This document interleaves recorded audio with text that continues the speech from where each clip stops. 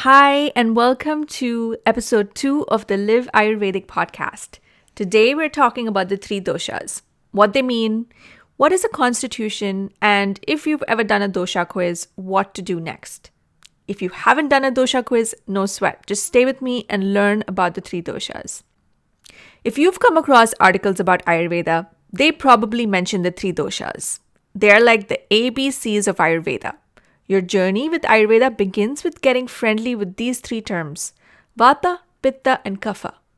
Most articles will then take you to a dosha quiz, which promises to tell you about your constitution or dosha type, and there you are, with results that say you're mostly Vata with a bit of Pitta or some such conclusion. But now what? Where do you go from there? That's what this episode is all about. So leave your dosha quiz aside and come walk with me. Hi, my name is Afrin Supariwala, and you're listening to the Live Ayurvedic podcast. I'm an Ayurvedic practitioner, a lover of yoga, a Harry Potter fan, and a wellness entrepreneur. Ayurveda helped me heal from severe gut issues, and that's when I fell in love with this science of life. I found that the wisdom of Ayurveda goes beyond physical health to every aspect of life. In this podcast, expect fun interviews, practical strategies, and a space to connect with your inner healer. We'll talk about all things Ayurveda, wellness, mindset, and also living an eco-friendly and purposeful life. I hope you'll join me by listening, but more importantly, applying Ayurveda in your life. Enjoy today's episode. We start at the beginning. Once upon a time, there was a big bang, and the universe was created. Okay, we're not going that far back into history, but I do want you to take a minute to consider the 5 elements that make up the universe: space, air, fire, water, and earth. Ayurveda recognized that these elements function in our bodies as 3 energies, which we call the doshas. So we have Vata, which is air and space, Pitta, which is fire and water, and Kapha, which is water and earth. One of the most unique aspects of Ayurveda is this idea of constitution, that each of us has a unique mind-body type, and we recognize our constitutions through the lens of the 3 doshas. To use a simple analogy, let's look at the 3 primary colors: red, yellow, and blue. There are also secondary colors, which are combinations of the primary colors: green, orange, and purple. So while we have these 6 main colors, there really is an infinite number of blues and purples and greens that are possible in different shades. Just like that, we have 3 primary constitution types: Vata type, Pitta type, and Kapha type. We also have 3 dual constitution types, like the secondary colors, which are Vata Pitta type, Pitta Kapha type, or Vata Kapha type. There are a small number of people who have all 3 doshas in equal proportions. And so we have 7 basic categories of constitution, 7 constitution types. But unlike primary colors, I want to point out something. A Vata type person isn't just 100% Vata.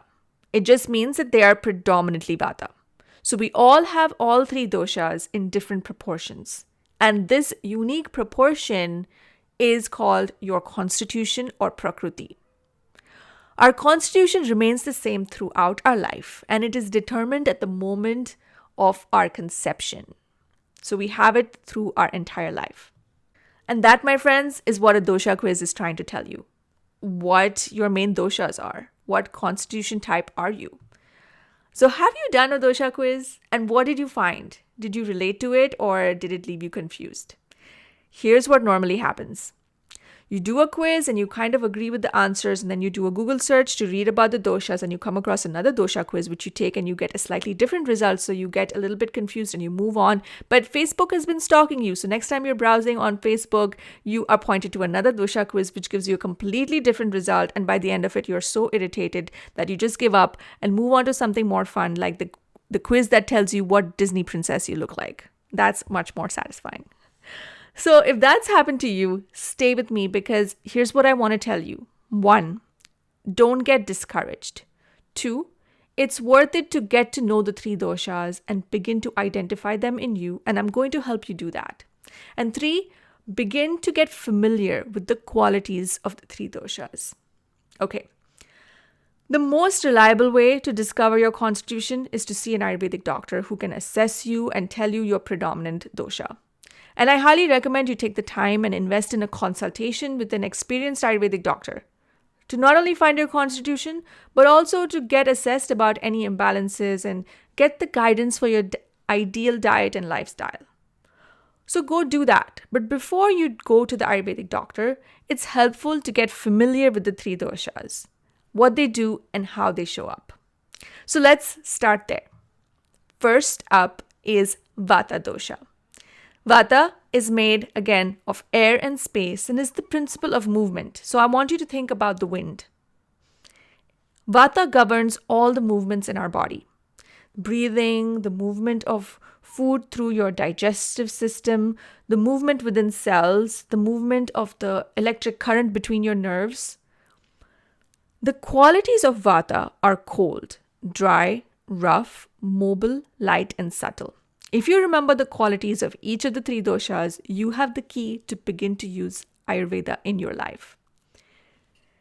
I have a document available for you in the show notes that you can download that's going to just briefly describe the 3 doshas and their qualities. So go through that a few times and connect to these qualities. So I'm going to break down Vata's qualities a bit more for you. So as I said, Vata is like the wind. Think about a breeze. You feel cool in the breeze. Similarly, a lot of Vata creates coldness, the quality of cold in your body. A breeze will dry out clothes that are hanging outside, right? So Vata is drying. That's the next quality of Vata. Too much Vata will create dryness in your skin, in your digestion. So maybe you experience constipation or gassiness. You might have your joints cracking and feel dry. Those are signs of excess Vata. Dryness also increases the quality of roughness. So wind, the movement can increase roughness. You might feel your dry skin as rough. When your lips are dry, they feel chapped. That's rough. Your hair, when it's dry, feels rough and brittle. Again, signs of Vata. The next qualities of Vata is that they are light, subtle, and mobile. So just like you can't hold the wind in your hand, you can't hold Vata. It is subtle and mobile. And light as in the opposite of heavy, right? So it's not a heavy feeling. The quality of Vata is that it is light. A few more things about Vata dosha. Vata is considered the king of the doshas. It helps the other 2 move through the body and do their function. Most imbalances begin with Vata going out of whack. In our mind and behavior, Vata shows up as creativity, the flow of ideas, the ability to adapt to new things and be flexible. Vata can be the go with the flow mentality, but also it can be indecision, changing your mind too many times, or not being able to go down a certain direction, not being able to see things through. Out of balance, Vata shows up as racing thoughts, restless emotions, feeling ungrounded or unsettled, anxiety or fear. So that's a little bit about Vata, and you recognize a predominantly Vata type person who exhibits a lot of these qualities in their body, in their tendencies, in their mind. There are, of course, many more indicators of the doshas, and I can't go into super specific details, but I hope this is helpful and gives you a starting point. Next up is Pitta, the principle of transformation and metabolism, made of fire and water. Here, fire is the main element, and the energy of heat is what allows transformation to occur. What do I mean by transformation? First, Pitta governs our digestion. So when you eat an apple, over the next few hours, our digestive system breaks it down. It gets absorbed into the circulatory system through lymph and blood, where it now becomes available to different organs and cells in the body. So ultimately, the apple transforms into you. Maybe a bit of it is in your eyes or in the cells of your muscles, but the apple has transformed.